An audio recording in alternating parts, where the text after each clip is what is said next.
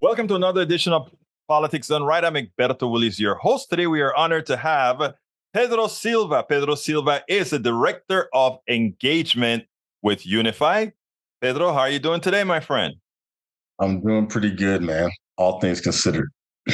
All things considered. And well, yeah, we are in a stressful situation in this country right now, but you know what? It's activists, it's people that are engaging that actually makes a difference. First of all, tell us a little bit about what YOUnify does. So YOUnify is in a space that we lovingly call bridging, which is basically bringing people together across differences. And we kind of have the mission of minimizing toxic polarization, as well as bridging cultural divides of every kind, but with the aim of solving the problems that are very solvable in our country. And we kind of come from the mindset that we have everything we need to flourish, to thrive, and to create systems that positively impact our communities. It's just getting past some of those hurdles. And some of those hurdles are polarization, misunderstanding of different cultural norms, and things like that. So we create containers, whether it's through using length conversation trainings and such, or JODI, which stands for Justice, Opportunity, Diversity, Inclusion, and Equity, hosting films, all sorts of different interventions that bring people together to look at the values that inspire and motivate people, and then try to help create situations where they can look at how can we solve problems that a lot of times are across differences, like people are experiencing similar problems, and then they just have challenges in terms of creating solutions because they're too busy focusing on the divides or the things that seem to divide them. It's hard not to think about the divide, right? When there are people in the positions of power who selectively are trying to do that. I have some reasons why I think they do, but let's use an example as critical race theory, which supposedly Mm. isn't taught in high school or in these other places, but somehow that's become a new meme that really keeps people apart because folks don't want this critical race theory taught. How do you get around the people in power attempting to put that on to the community, if you will, while you are at the same time trying to tell these folks you need to try to get along? I mean, it's almost you're fighting the powers, the people with power that's pushing these particular memes. Well, we kind of come from the position that the individual who is kind of building the community actually has more power than they think that they have to affect positive change through organizing and collective action. And the challenge is of helping people realize that they have the power that they don't think they have. Usually people in a lot of systems, they look to someone and they say, okay, that is the person that has the power. And so I, being a powerless person, have to align myself with power to keep myself safe or to provide for my family or whatever the thing is that most human beings have in common. And we try to show people you actually have more power than you think you do. And from a place of power, you can actually build relationships. Because people, the reason why I think a lot of people don't build the relationships across perceived differences is because of fear, and fear of not having power, fear of being left behind, fear of not being able to take care of their family. And so they look to some leader that tells them, I see your problems, I see your challenges, and I can save you. And then they say, okay, I'm going to trust that you can do that because I feel powerless to do it myself. But if you actually can connect with other people who have similar values, they want to provide for their children, they want to be able to pay their bills, they want to be able to imagine having a future, and you put them with other people and go, oh, what? We have similar values? Hold on.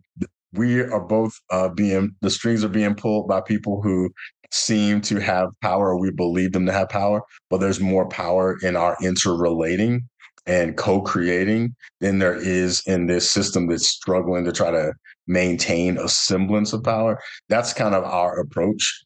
And so we try to help people recognize the power that's already inherent in them, and then expand on that through organizing collective action and working together across differences to learn to see multiple perspectives on the same problem and being able to do something together to solve these challenges that most people agree on. A lot of the issues you see is like 70% of people agree, and yet we see this polarization. Is like, how is that possible?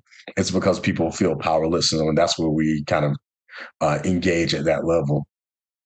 Now that is commendable, the work that you're doing. My biggest question with these types of organizations is, how do you scale? I can see these organizations working well in a suburban area. I can see them working well in places where people have the time to have thought processes and going to meetings, et cetera, et cetera, et cetera.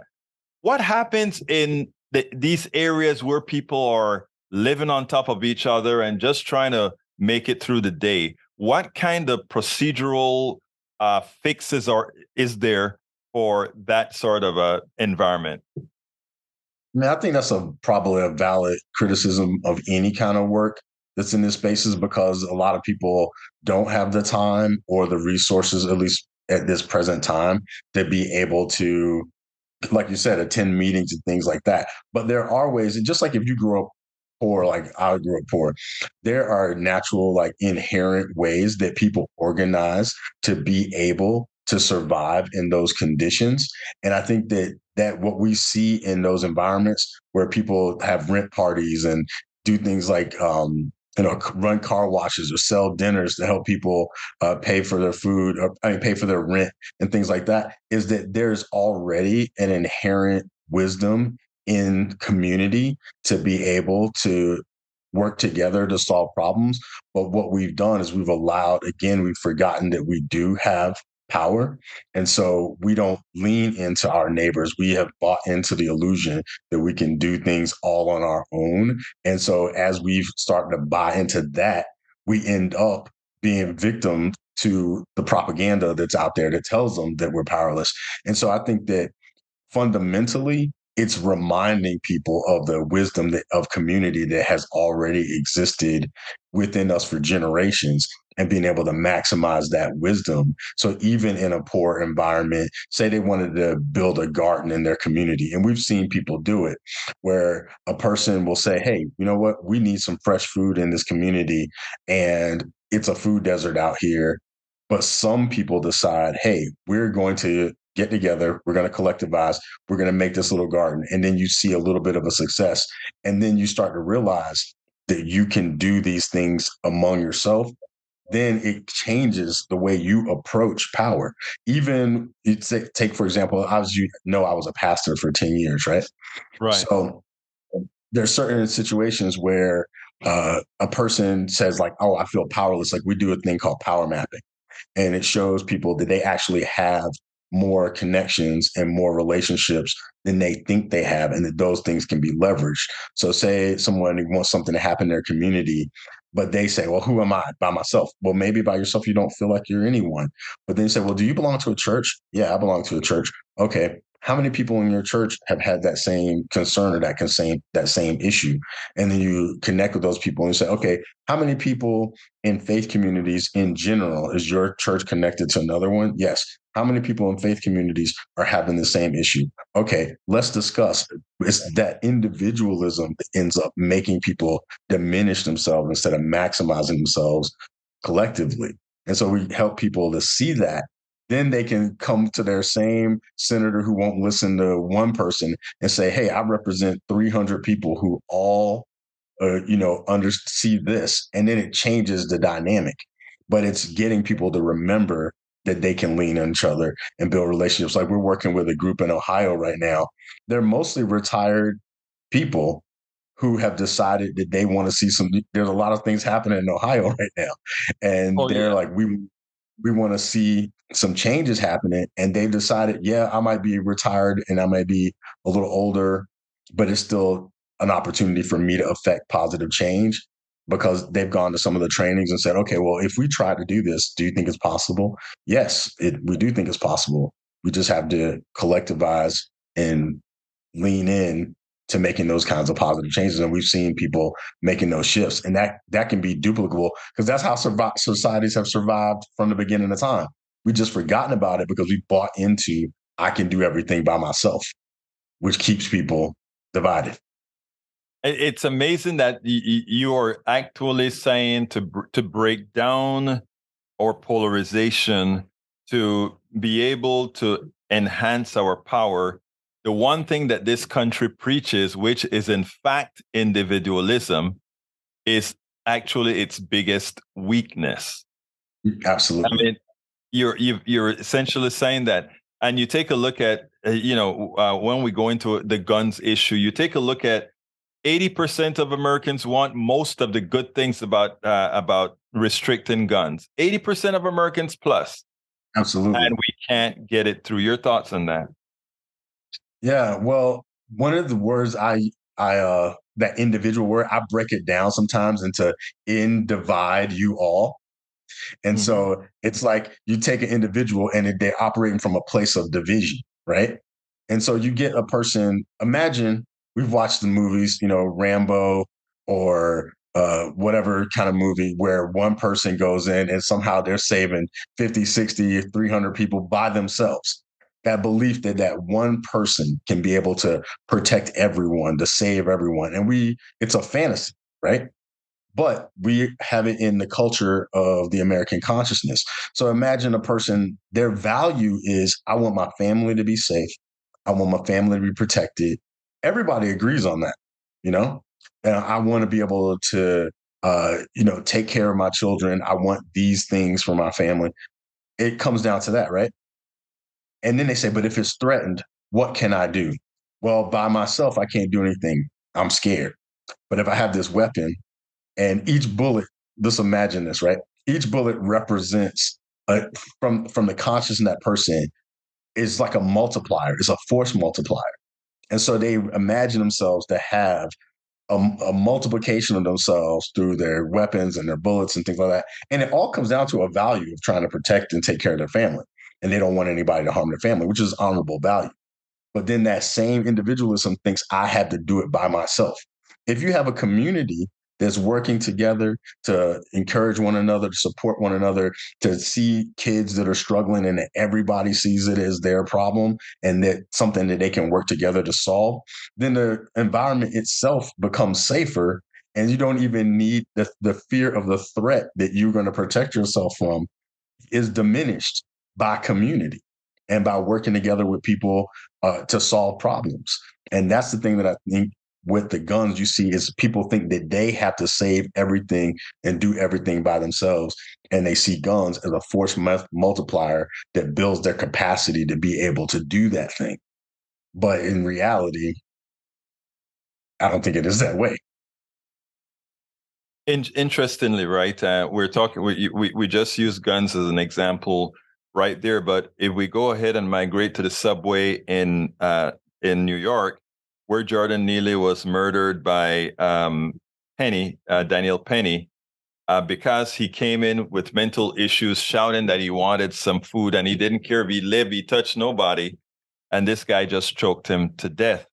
And I want to break this into two pieces because there are two pieces here. The seeing a black body automatically as a weapon or as a danger, number one, even if that person is mentally ill. But number two, how you actually saw a particular sect try to defend Neely, try to make it that he just did what he needed to do or what he thought he needed to do. And they don't see that, they're unable to see that what you're saying is being in a black body gives others the right not to kill you, but to believe they are justified in killing you. Well, I mean, I would say that this is a criticism to some degree of the education system, but I'll say the education system works in the sense that we have different narratives that we perpetuate in our system.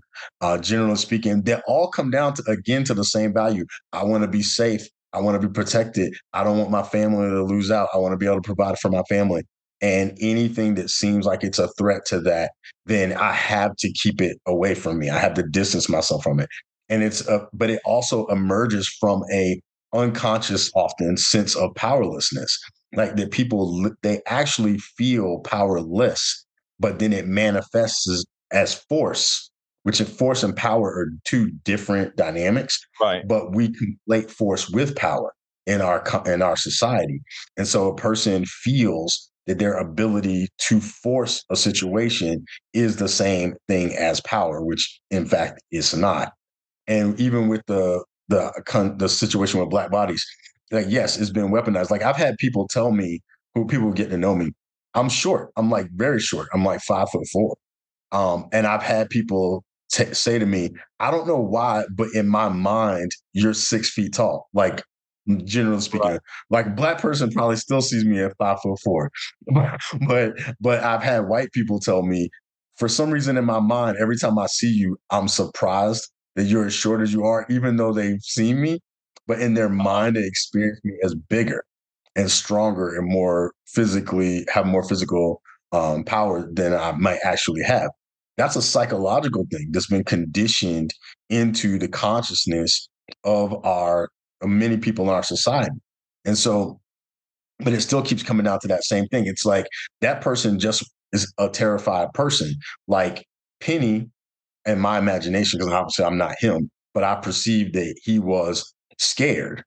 And then he acted out of his fear and it's triggered a response. And then he tried to, in his mind, neutralize the threat, even though there may not have been an actual threat happening. But I've seen it time and time again that people will perceive a threat because they already are carrying that fear within them. So I've used this example for folks plenty of times. Say that you have a water hose in your garage, but you forgot to hang it up. You just throw it on the ground. You forget you throw it on the ground. You have a fear of snakes. You walk into the garage and you think, oh my God, it's a snake. You start chopping up the water Oh, hose immediately. And then you realize, like, oh my God, it's a water hose. It wasn't a snake, right? You have both simultaneously had the experience of coming in face to face with one of your fears, taking action on it, and it was very real until it wasn't, you know. And that's what happens, I think, a lot of times in encounters with folks, people encountering black bodies, is it's been programmed into our society that we are a threat. And so people have that in their mind already, still running that tape of how do I protect myself, how do I keep my family safe, how do, not realizing that we have the same concerns, we have the same values, we have the same things that, excuse me, that we're thinking about every single day. And that when another person puts their fear over someone else's reality, that's a dangerous cocktail, you know, and that's what we're perceiving a lot of times. And so, someone like Penny, in the mind of another person who's terrified, they'll say, he saved us, he was a hero. And without going too far into it, we have a very, I would say, a unhealthy, uh, I can't think of a good word, relationship with the hero dynamic. yeah. Like we want someone to be our hero, like so badly that, and when we decide someone's our hero, we have a strong commitment in society to that hero, even when we're witnessing the failings, because we just want someone to make us safe, you know. And it's going to be a while before humans, I think, get to a place where we start to really realize that a lot of the fears that we're running and operating are not actual reality, you know, because we've been running that tape for so long that it's pretty ubiquitous at this point. But I do think that interventions that cause people to have come an encounter with cognitive dissonance and being able to say, like, hold on, and feeling the discomfort of the thoughts that they are holding and their experience, and then encountering those, I think we're eventually going to be able to, I hope that we'll be able to, because I've seen people do it, to be able to come in contact with that awareness and go like, I'm holding conflicting thoughts. I say I have this value, but I act in this way. And I do believe that there's going to be an increased value in congruency in humanity over time. Hopefully it won't take a lot of hardship and despair and more of what we've been seeing to get to that point where we value congruency. I hope it doesn't, but I do believe that eventually congruency will win. Now, one of the reasons I started doing this work and this type of journalism, this type of projects, is because I think we are purposefully being taught not to think critically. We are purposefully being taught all of these things to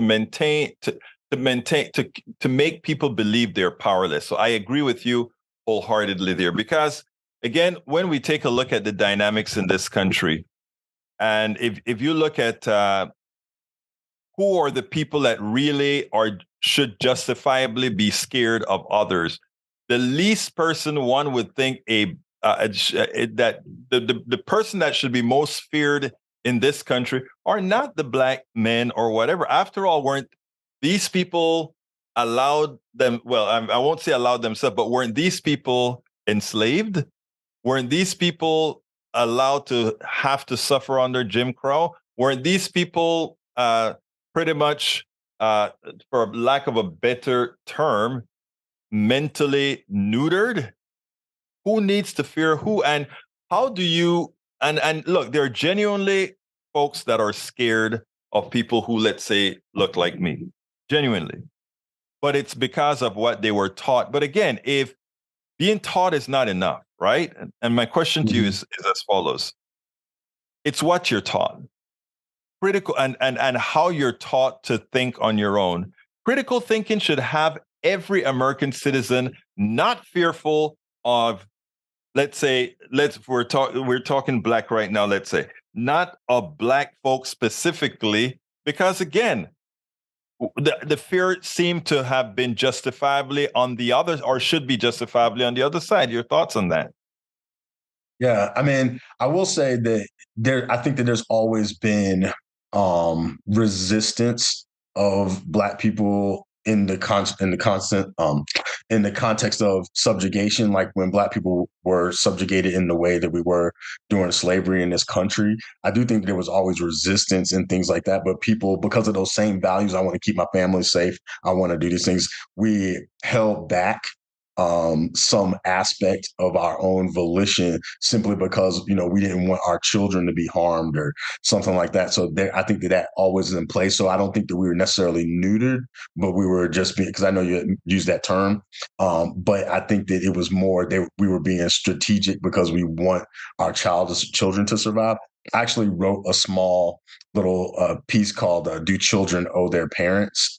And the idea in it was talking about it was called "Do Children Owe Their Parents? A Black Perspective," and it was the idea that in our context, in an American context, a lot of times the fear Black people were afraid for their children to be harmed by the white community, largely speaking, because they could touch our bodies or do whatever they wanted to do, and we seemingly couldn't say much. And so that informed a lot of the ways that we show up in the world. It informs the ways that our parents parented us sometimes, because sometimes our parents would want to make us more afraid of them than we would be of the police or of white people to keep us safe. So they would be like, I want you to be scared of me so when I tell you don't go down that neighborhood or don't go down that street, you won't, because you'll be afraid of what I'll do. And sometimes I might need to make you more scared than of me than you are of the other authorities, if you will. But then the downside of that is that as we started to gain different freedoms and things like that, some of us started being like, our forms of resistance were, going against the system in any way we possibly can, because we watched our parents, their backs being broken under the system, watching our parents being, like in my case, my mom was like super intelligent woman. And I feel like my mom got basically bashed by this context in America and was not able to fully realize her potential, and kind of gave up over time because she was constantly being bashed and beat down. And so some of us, we look at that system and we say, okay, if this is what's going to happen, I'm not going to participate, or Why I'm going to do bother? whatever I can. Yeah, why bother? What? How can I get around it? And I do think that all of those expressions still come down to fear, a sense of powerlessness, and those sorts of things. I do, and but I also think Let me that interrupt because you of, a second, yeah, then, Pedro, because when I just said why bother, I mean, this was just sort of I just got this out of what you were saying, and it was like, wow, people ask different demographics, different groups, why is it that you stay in that condition? Why don't you take yourself out of the condition? And the way you express that, why bother? If hmm there's a likelihood I'll be unsuccessful in getting there, why bother? That just kind of rang out. Sorry to interrupt you. That yeah, just no. rang out there. I mean, I think a lot of people. I mean, for me, it still all comes down to fear, and no matter what it is, and people do come to that conclusion of why bother. And I do think that there's a fear. Like a lot of people I knew growing up, they were afraid of white people. Sometimes they would say that they were afraid out loud. Sometimes they would exaggerate the notion that they weren't afraid, and because they don't, who wants to say I'm afraid, who wants to walk around and be like I'm scared, Exactly. you know what I mean?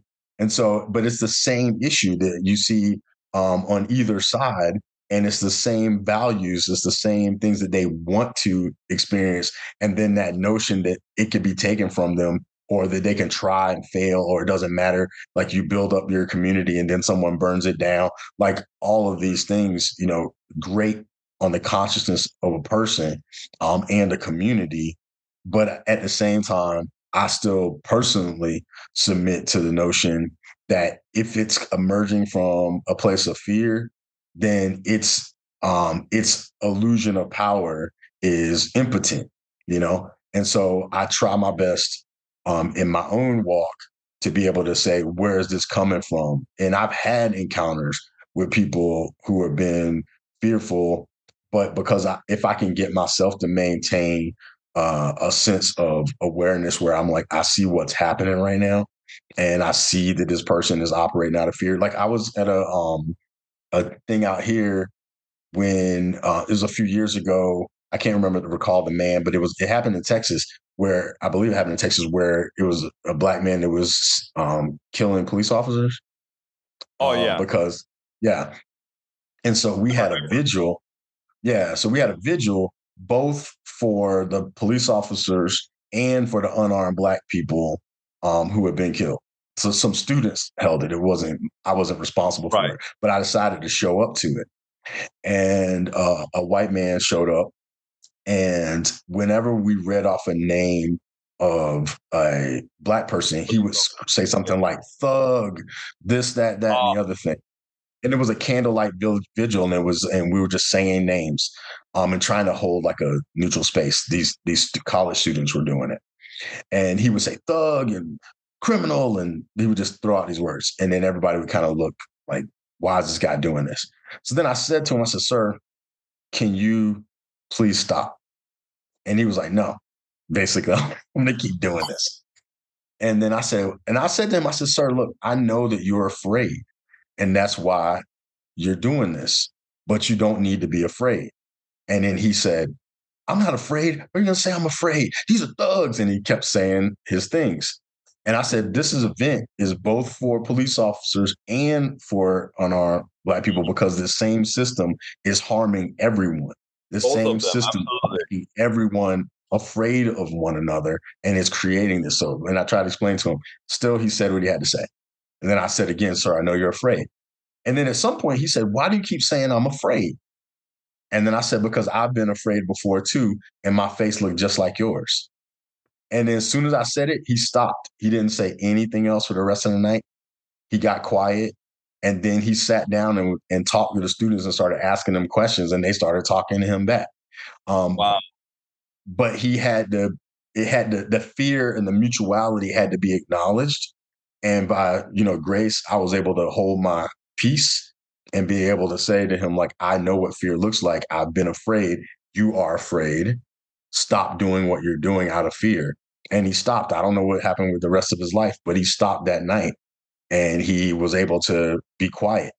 And I think that a lot of people are operating under that fear, and they're like almost like a soda that's been shaken up, contents under pressure, and you open up a little bit and they like, but it's temporary though. Like even when you shake up a Right. soda, flows for a little bit and then it settles down and it has less fizz, less potency and Afterwards, yeah. everything afterwards. But it's like we just don't have those containers that allow some of that stuff to spill over and to settle for people to then reflect, And so we try to create those containers and help people witness what's occurring inside of them when they have these encounters so that they own it. Because if I just tell them, all the time, and these are all the tips and stuff like that, it's not going to be sustainable.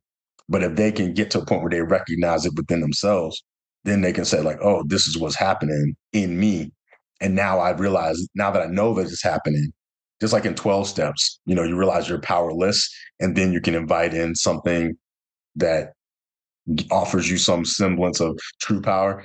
Not exactly the same, but there's that you have to admit where you're coming from, that you feel powerless before you can actually do that. And I think that's the humility that a lot of us need to cultivate. You nailed that. And you know what? Believe it or not, we're having so much time talking. We went a bit over time, but here's what I'd like to do. I'd like to close this session out. I think we got just where I'd hope with with sort of resolution. What I want to do the next time is to cover a few more directions. In other words, how can we, everything that you've spoken about, how can we actually make a difference starting now? That's the goal that I'd like to, because I think many a times not that you are talking in platitudes, not that I'm talking in platitudes, but many times we have all these grandiose ideas. And my question is, what's next? What do we do next? So the next time we talk, I want us to go ahead and talk about what are we going to do next? Because polarization is a real thing now, and it's being directed from above. How can we solve it from below? Mm-hmm. Well, I'll say there's no below. We're not below. We're like realizing that we're not below. I am glad that you corrected me. That what I meant is I should say really from the masses, from the grassroots. Mm-hmm. That's what I should say. Anyway, give me a quick 15-second closer. I believe, and I invite others to consider, that we are very much more powerful than we imagine ourselves to be, and that the power that we see in others is just a misguided reflection. That if we look within, we'll recognize that the things that we want from everyone else to provide for us to give us, we can do it ourselves, not as individuals, but as a collective, as a community. Brother to brother, sister to sister, friend to friend, neighbor to neighbor. It's through that we create the world that we know is possible. Pedro Silva, Director of Engagement at YOUnify. Thank you so kindly for having been on Politics Done Right, and we will be back. Thank you. Susan Pollard, along with Gabriela Diaz, put on an excellent memorial for the victims of the Uvalde shooting in Uvalde, Texas. It was a moving ceremony that paid homage to each of the deceased. Those of you that don't know me, my name is Susan Pollard, and I'm the lead of our Northeast Houston Moms Demand Action group. Moms Demand Action works very locally, so we're the sort of Humboldt, Kingwood, New Caney, Porter area.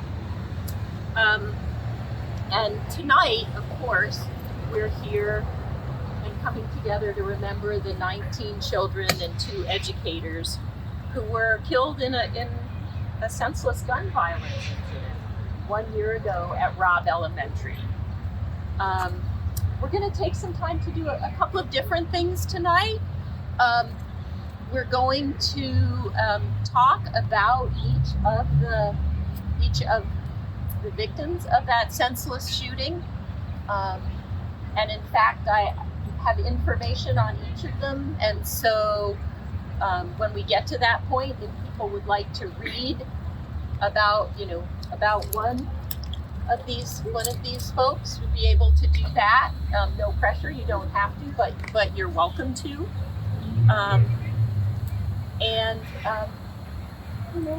We'll honor them and remember them.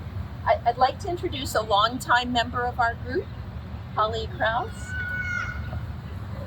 Just some words to start our evening. There's a Broadway show called Rent, and in it the cast sings the words 525,600 minutes. How do you measure a life in the year? Tonight we stand with the Uvalde families who instead have to ask, how has it been a year? Do we measure it in the number of therapy sessions and nightmares that survivors have gone through? Do we measure it in the number of hugs missed, the number of texts and calls never made, the number of good nights and middle school schedules that should be filled out for the fall? Do we measure it in the number of art pieces not created, goals not scored, or jokes not told? Do we measure it in the Mother's Day cards and Father's Day cards not purchased this year? Do we measure it in movies not seen, graduations, birthday parties, and holidays with empty chairs? Do we measure it in the number of pictures added to the ofrendas? Tonight, we gather to support the Uvalde families and all those touched by the massacre at Robb Elementary 1 year ago today. We offer our thoughts and prayers, but we do not stop there. We honor with action. So many families from Uvalde have joined with families from Santa Fe, whose 5-year remembrance was last week, to fight tirelessly to keep anyone else from knowing the pain that they experience each and every day. We will continue to stand with them, but tonight we pause to remember each life taken and hold their loved ones in our hearts. Lives that will be forever marked by the before and after of this tragedy. Tonight we will read their names along with words shared by their loved ones. At this point in the ceremony, the names of every single person that was murdered at that elementary school, a little bit about their story was read. I didn't tape that because these were individuals within the group that were reading these pieces, and for privacy reasons, I decided not to tape that. But here's the end of the program now. Our family and our community remember all of the children and teachers whose lives were needlessly taken at Robb Elementary, and the families who will forever have an empty seat at the dinner table. And certainly our daughter's injuries and continued recovery, along with the trauma of all the children who survived, will forever be a reminder of the tragedy. We can and should honor the 21 lives taken with action, answers, and accountability. So as we think about how do we measure a life and the death, and Christina's call to honor with action, I'd like to read a poem by Amanda Gorman that speaks to this. I know we may not feel hopeful or as hopeful now, but I think the work we do is important, and this poem, as many of her poems do, speak to hope, and I think that's important to hear while we're in the midst of this. I thought I'd awaken to a world in mourning, heavy clouds crowding, a society storming. But there's something different on this golden morning, something magical in the sunlight, wide and warming. While we might feel small, separate, and alone, our people have never been more closely tethered. The question isn't if we will weather this unknown, but how we will weather this unknown together. So on this meaningful morn, we mourn and we mend. Like the light, we can't be broken, even when we bend. We ignite, not in the light, but in the lack thereof. For it is in loss that we truly learn to love. In this chaos, we will discover clarity, and in suffering, we must find solidarity. For it's our grief that gives us our gratitude, shows us how to find hope if we ever lose it. So ensure that this ache wasn't endured in vain. Do not ignore the pain. Give it purpose. Use it. We'll observe how the burdens braved by humankind are also the moments that make us humans kind. Let every dawn find us courageous, brought closer, heeding the light before the fight is over. When this ends, we'll smile sweetly, finally seeing in testing times we become the best of beings.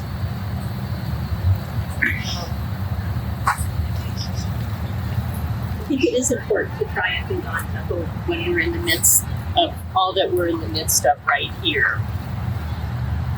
There have been 48 mass shootings in Texas since the shooting at Robb Elementary, and that's just Texas. But we want to think of these people that we spoke of, that we heard about, what they liked and what they loved and what they did. And so we want to honor all of those impacted by gun violence. Today and every day, we're going to stand with them. We're going to fight for them and for anybody who's been impacted by gun violence, because we know it's these families plus all of the children who were there, plus their families, and it's a ripple that spreads out. And we want to do our best for all of them so that no one else ever again has to endure this kind of unimaginable grief and pain. Thank you all for coming and for being here. I'm going to make a small plug for those of you who are not members of our Moms Demand Action group. If that's something you're interested in, the quickest and easiest way is to text JOIN, JOIN, to 64433. That will get you into the mom system. Welcome to one more edition of Politics Done Right. I'm Pedro, your host. After the current Democratic representative of the district chose to align herself with a Republican sect in the Texas legislature promoting hate against some in her district, she chose to become a willful ally to deny them the care they needed. The only way to ensure politicians support the will of the people is to challenge them in the primaries. A seat is owned by no one. It belongs to the people. In that light, community organizer and political activist Ashton P. decided to put himself on the block again to serve the interests of the entire District 146. Welcome to Politics Done Right, Ashton. How are you doing today? I'm good. How are you? I am trying to get things done. I understand now that you have a great announcement you made this week. Yeah. I actually announced last Friday that I will run against her, and I just put out a fundraising ask via Act Blue and raised about $10,000 in less than 3 days to run against Shawn Thierry. I wonder why. I tell you what, let's get into that. Let's really get into this. Well, first of all, let me tell you about who I am for those of you who are going to be watching and listening. My name is Ashton P. I'm the founder of Black Lives Matter Houston. I've been in Houston since I was 20 years old. I came with Katrina. I started the first Gay Straight Alliance in a high school in New Orleans, all Black high school, and I've been an activist ever since for Black lives and everybody for that matter. I'm not one of those all lives matter people, but I believe that allyship, like Shawn portrayed herself to be, Representative Thierry portrayed herself to be, is to be an ally to folks that you demand allyship from. So you can't say Black Lives Matter without being an ally to other people. So for supporting people who don't look like you, who might be AAPI or Latino, brown, Black and brown, right? And so the district, the reason why I say this is that this district is made up of so many different types of people. And her vote for SB 900, SB 14, and I think 2751,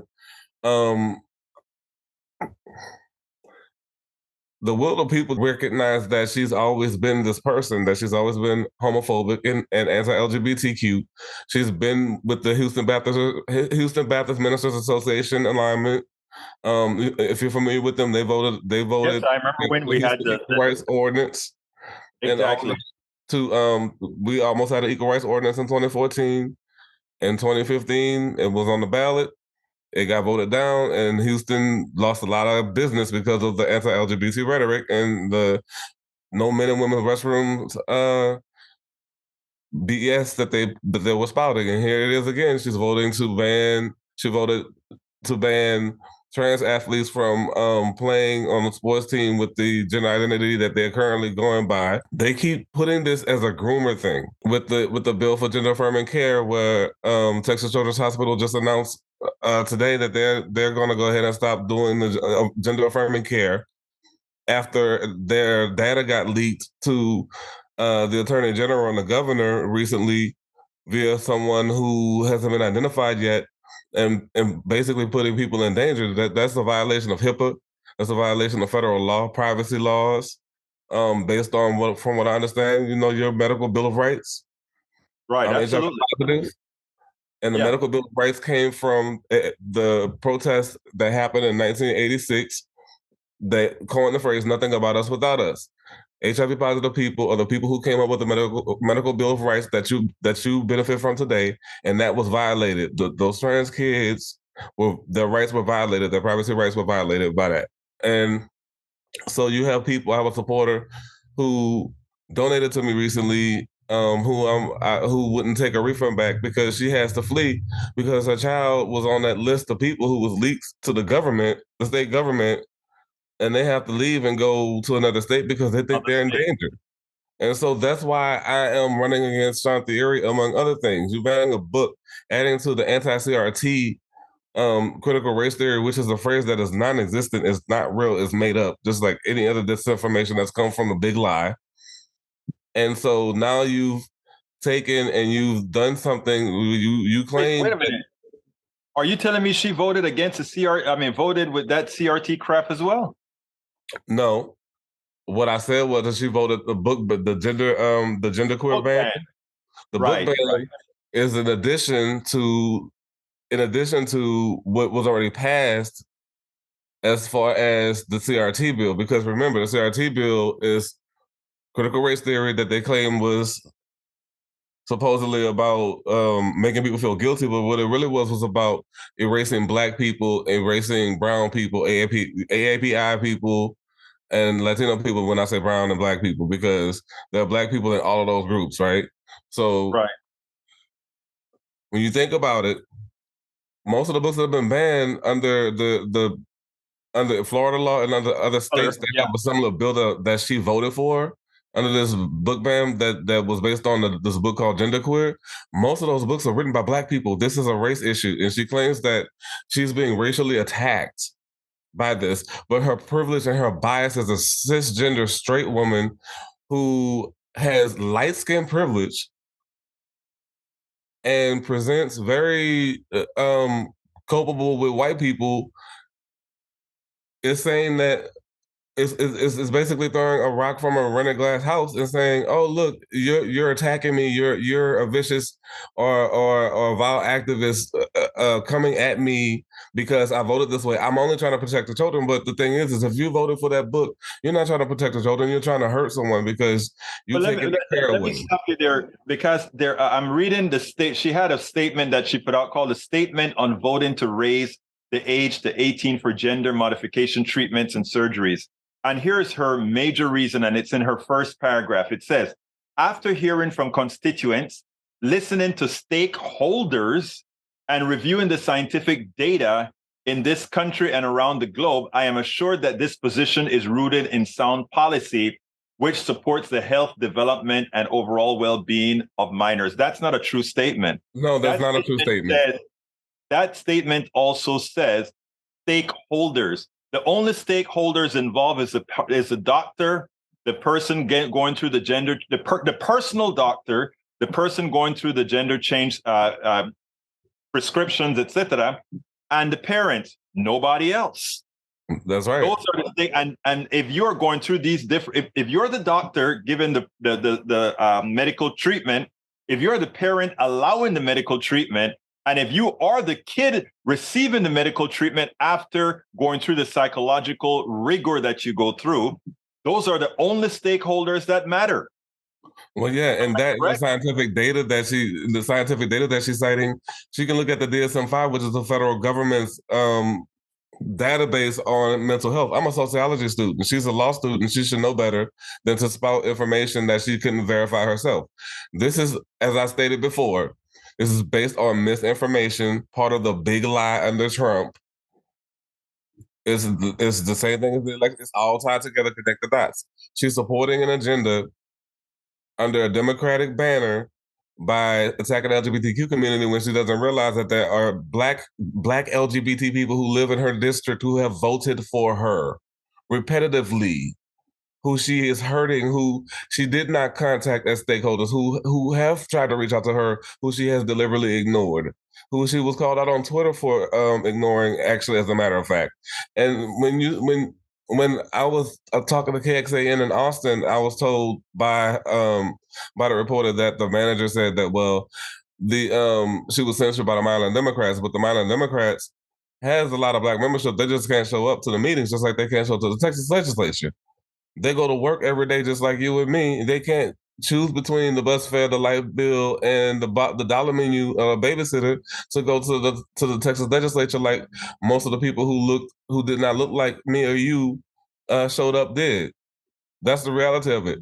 But the other thing is that same effort that they put forth in claiming racism and, it's just the white people trying to do that dog whistle BS about erasing the fact that black LGBT people actually exist, that homophobia, that transphobia, all that anti-LGBT madness could be squashed by one thing. Every state representative has an office that the state requires. If a constituent can't make it to the Texas Capitol, they are required by law to allow that constituent to testify remotely from the district office. She has a district office in the Sunnyside Multi-Service Center that she just opened, the new one. And so where was she at when those constituents needed to be notified? I get emails from all of the representatives all the time, a weekly email talking about what happened this week and that and the other, but who has time to check email when a lot of times they talk about rural people who don't have data and internet like that and are doing things on the phone just like that? This is the hood. I'm in Sunnyside. A lot of people use the internet from their phone. A lot of people have limited data on their phone. How are they going to know to do this? How are they going to know where to go? That's outreach. When was the last time she had a forum talking to constituents instead of stakeholders like Max Miller, who voted who was a part of the Houston Ministers pact that I was talking about earlier, to come out against the Houston Equal Rights Ordinance, which would have gave us some type of reform to talk about being discriminated against for being black, LGBT, or otherwise anything, woman, man, regardless of what we identified as some type of protection. We still don't have that protection to this day. And so almost 10 years later, in 2023, we don't have those protections, and she's still taking pictures to this day. Right now, in a picture, I just tweeted about it, like right before I got on with you, with Max Miller, the same bigots who were talking about to the LA Times they can't support same-sex marriage. Well, I was at the Supreme Court with Jim Obergefell when same-sex marriage was being heard. I was in the room when we found out that I had the right, and millions of people had the right to finally get married because of Obergefell v. Hodges. And so when people like her erase people like me, it sparks something in me to run, not just because of the LGBT issue, but because I want to know why we don't have sidewalks in this area, why we don't have fire hydrants. Let me stop you right there. Hold on. Like that. It is important for people to see that if their representative, irrespective of party, is not doing what is necessary to serve the people, in fact, on the program today, that's what I try to tell people. They say that the government doesn't work for them. The government will work for you if you become the government as it was intended to be. And right now, what I see you doing, Mr. Woods, is that you're saying the government did not perform, your representative did not perform, and you put yourself up on the block to serve. So my next question and last question to you is, what will you do if elected into that position? Well, the first thing I'm going to do is what I'm going to do while I'm running is I'm going to go talk to the people. I'm going to have forums quarterly or how often as I can to talk to the people about what they need. I know that if I stepped outside right now, there's not a sidewalk that I could walk on from my front door off over here off of Scott and Reed where I live. Right, there are no fire hydrants. Those little blue hydrants that are around Houston. Those are not fire hydrants. Those are water mains. There's streets that don't have stop signs or traffic lights, and people fly by, get hit. Those ditches you can fall into when it rains and get swept away because they're so deep. We need people to understand that there's an infrastructure issue, there's a public safety issue, not policing, but infrastructure as a public safety issue and a quality of life issue. If we give people the things that they need, like making sure that we work with the grocery stores that are in the area or the corner stores in the area to make sure, for example, the items that they're selling are not past expiration, and to make sure that we have facilities for people to get deodorant, tampons, different toiletries that they might need so that they can go to work and be fresh, right? Thinking about in this district about how I live right down the street from a high school, and I hear a police siren about 3 or 4 times every morning around the same time, around 5 a.m. And they just do it to intimidate people, right? And thinking about the idea that that same school down the street is a black school, which is something that I wanted to get into. The idea that she wanted to push metal detectors, which is something that is something I'm against. I'm for the panic button bill, but think about it. That's the school to prison pipeline tie-in. Black schools with metal detectors, and then you want to arm teachers. And I wrote about that. I can send you the link to that too. Who's aiming at who? A teacher from Conroe or from Richmond, Texas, outside of Houston, could not have any relationship to any of the community of the children who go to that school. It could easily pull a gun and shoot a student because he looked at them the wrong way, right? And so we have to think about how we are coming from a place of privilege. If we are coming from a place of privilege, like I feel like she is, in context of her bills, so she's not thinking about how she promoted maternal mortality rates without talking about trans masculine people. When we are talking about people who exist as they are, you're taking their life chances away from them. You're wrecking the quality of life, and people are having to leave because of it. And I'm voting against her and running against her to let her know that she can't do that she cannot align with these Republicans and hurt people who look like her while saying Black Lives Matter. She didn't even show up to the Uvalde event that we did last year. And it's a year later, right? Right. So you think about how all these things work hand in hand. It's about the cruelty. It's the cruelty is the point. The education about the book bans is about erasing people, queer people, people of color, which both can be one and the same intersectionally, which is why I'm also running to teach that you can't separate Black from LGBTQ. You can't separate Latino from LGBTQ. You can't separate woman from LGBTQ. You can't separate man. You can't separate anybody because you got somebody in your family who's trans, gay, or bisexual. You got somebody who's Afro-Latino in your family. You got somebody who's Afro-Asian. We are everywhere. We are a diaspora, and we have to be respected in that way. And I'm running to make sure that all of the people in the district, whether they agree with me or not, are represented. Ashton P. Wood, activist and community organizer. Thank you so kindly. And now candidate in District 146. Thank you so kindly for having been on Politics Done Right. Thank you for having me. We spend a lot of time deconstructing the news, trying to parse it into a form that everybody can understand. We try to find those little nitpicks where it flies above the fray, etc. If you really like these videos that we do, I want to ask a big favor. Please go ahead. Number 1, subscribe to our channel. And number 2, please join if you can. Thank you so kindly for watching. Keep watching. Please remember to share. We must populate the entire internet with our progressive message, a message that we know is what most Americans say that they want. So help us, please join.